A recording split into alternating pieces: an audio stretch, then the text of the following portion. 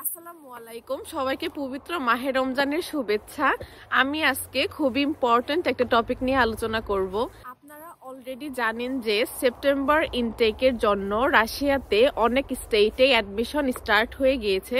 So আমরা যারা student আছি এবং চিন্তা করি যে বাহিরে পড়াশোনা করতে যাব, তো আমাদের মধ্যে একটা কোশ্চেন থাকে যে আমরা কোন সিটিতে যাব এবং কোন স্টেট আমাদের চয়েস করা উচিত হবে, বা কোন সিটিতে লিভিং কস্ট কম এবং ইজিলি টিউশন ফিস ম্যানেজ করতে পারবো ইত্যাদি।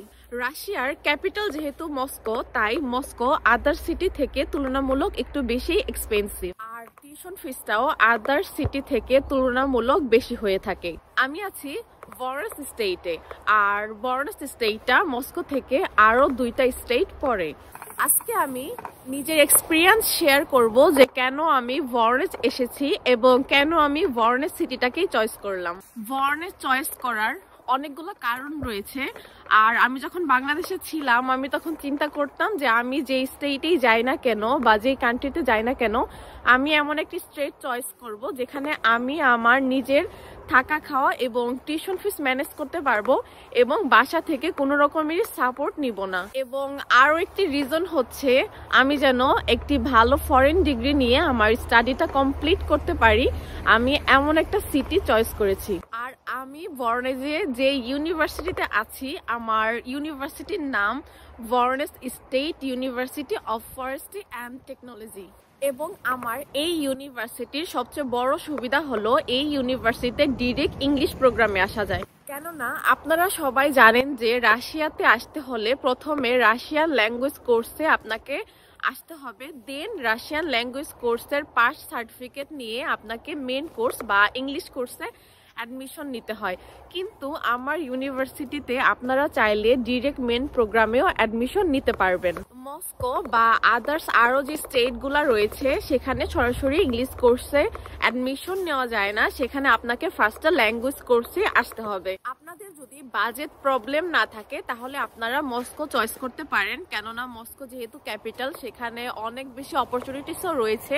এবং বাজেট যদি মিডিয়াম রেঞ্জের হয় তাহলে আপনারা ভরনেস বা আদার্স স্টেট চয়েস করতে পারেন। ভরনেস সত্যি খুবই বাজেট ফ্রেন্ডলি একটা স্টেট এবং এখানে অনেক বেশি জব অপরচুনিটিস রয়েছে। ভরনেসে আপনারা জব করে ইজিলি আপনাদের টিউশন ফিস ম্যানেজ করতে পারবেন। স্পেশালি আপনারা যারা সায়েন্স ব্যাকগ্রাউন্ডে আছেন এবং আইটি ইঞ্জিনিয়ারিং পড়তে চান, আমার ইউনিভার্সিটি আপনাদের জন্য নিচ্ছে সুবর্ণ সুযোগ, কেননা আপনারা উইদাউট ল্যাঙ্গুয়েজ কোর্স এখানে আইটি ইঞ্জিনিয়ারিং এ অ্যাডমিশন নিতে পারবেন। রাশিয়াতে আদার সকল স্টেটের তুলনায় ভরনেস স্টেটের টিউশন ফিস তুলনামূলক অনেক কম এবং ইউনিভার্সিটির টিউশন ফিসগুলো বাজেট ফ্রেন্ডলি হয়ে থাকে। অনেক স্টুডেন্টের মধ্যে আরেকটি কোশ্চেন থাকে যে আমরা স্টাডির পাশাপাশি জব করে কি আমাদের ফ্যামিলিকে সাপোর্ট করতে পারবো কিনা। আপনি যদি ভরনেসের কথা চিন্তা করেন তাহলে অবশ্যই আপনারা আপনাদের ফ্যামিলিকে সাপোর্ট করতে পারবেন, ইভেন খুব ইজিলি আপনারা আপনাদের টিউশন ফিস ম্যানেজ করতে পারবেন। কেননা ভরনেসের টিউশন ফিস আদার সিটির তুলনায় খুবই কম হওয়ায় আপনারা এখানে আপনাদের লিভিং কস্ট, টিউশন ফিস এর পাশাপাশি আপনারা আপনাদের ফ্যামিলিকেও সাপোর্ট করতে পারবেন।